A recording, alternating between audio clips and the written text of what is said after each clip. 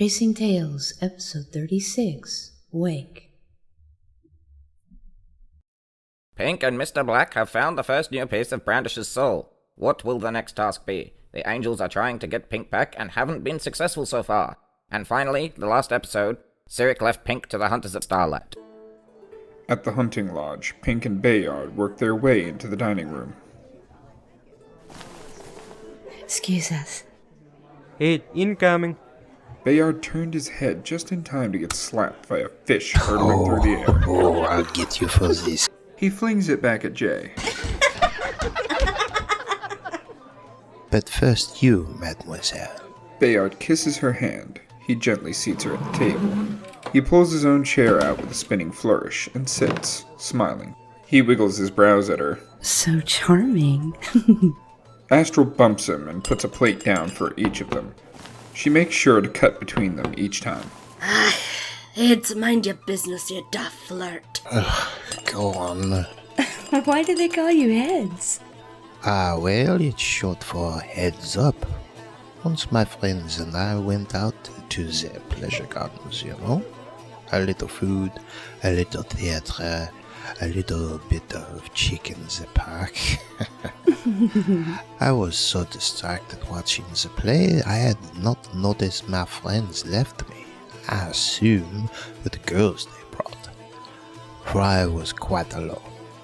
I am afraid I have forgotten to catch a charming bird of my own, so I got another glass of wine and went on my way home. Now, mark me, I was in no way drunk. I was also reserved to going straight to bed. I had early duty the next day. Somehow I managed to get into my room after a bit of a struggle with the key. It should have been a sign. I was tired and a little slow with the play still dancing in my head. I took off my boots and fell into bed, fully dressed. Now I wake up in the middle of the night to a bit of a frisky cuddling. I had brought no one back, if you recall. It would seem I had the wrong room. She had mistaken me for her man. Never seen a man apologize and get out in so few steps. My landlord asked me to leave so as to avoid the temptation of his wife again. So I always try to make sure of where I am. He is also careful to have a guest prearranged.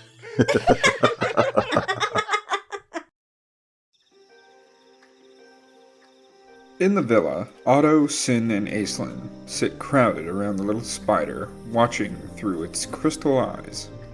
All right, little guy. You know what to do. Do you think it will work? Of course it will.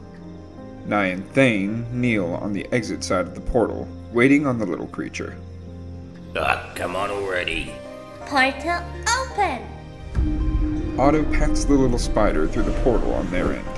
Nye watches it come through Otto's portal and skitters into hers. She lets the portal close.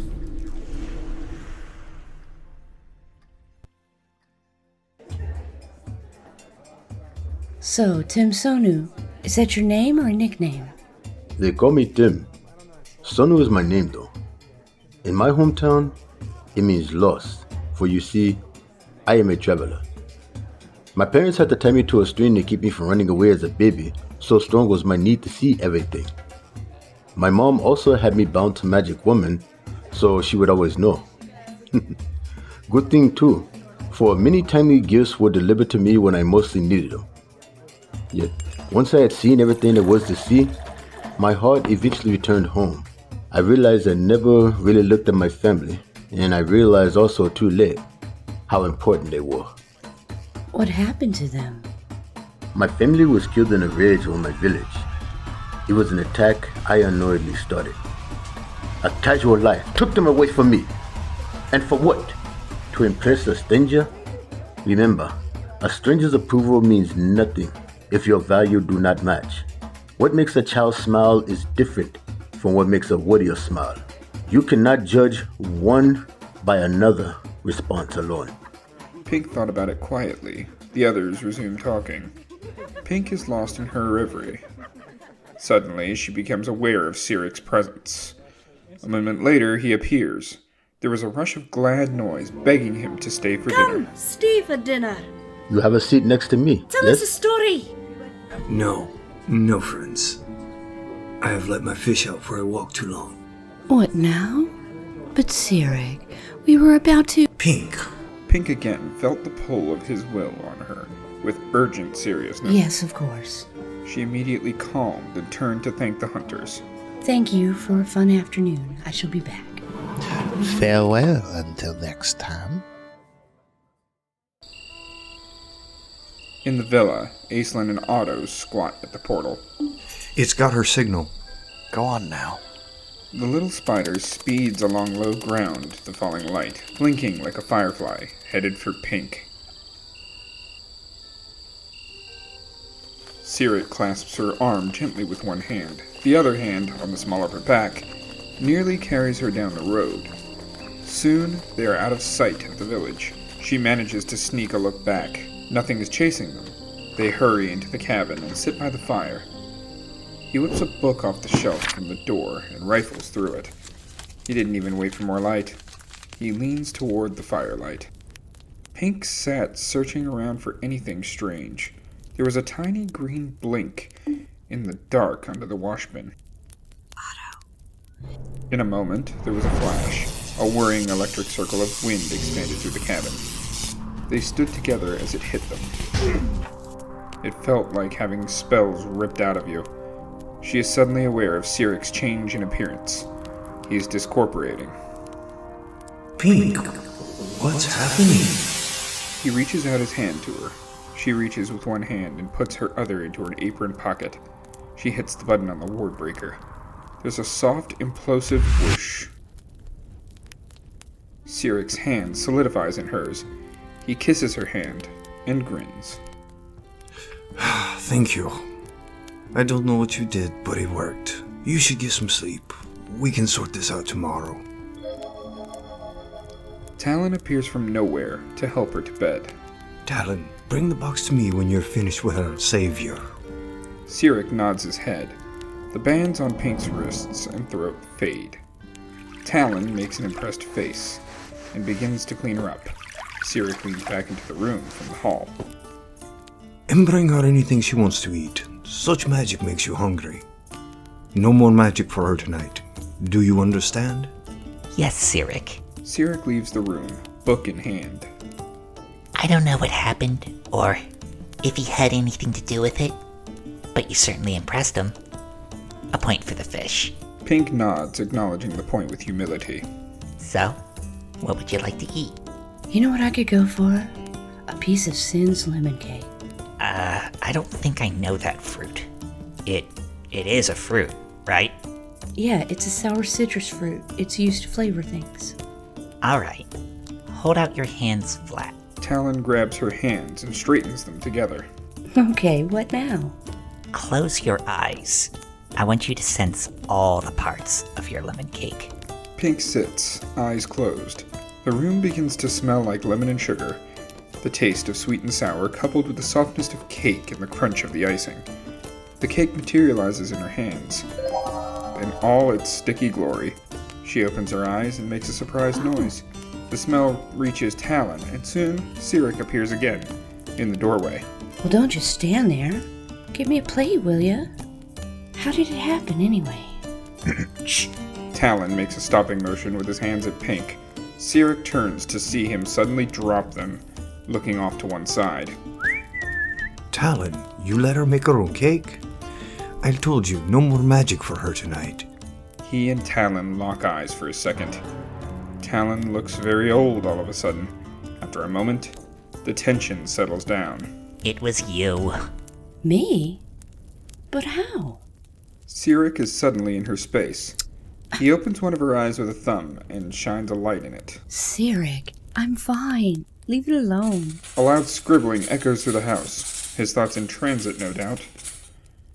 She sits unable to protest without dropping the cake. Talon brings the plate and helps her with the wet towel he had just washed her hands with a moment ago. May I? Sirik indicates the cake, curiously. Of course. We'll see if it's as good as I think it is. Talon crams a piece into his mouth. Pink watches him cycle through the flavors as they burst into his mind. Siric's response is less enthusiastic. In another flavor, perhaps. He shakes the crumbs off his fingertips. Well, it wasn't for you. You still haven't explained how I made this. I've never been able to work with the void like that. You channel water, right? It's easy, because you understand it.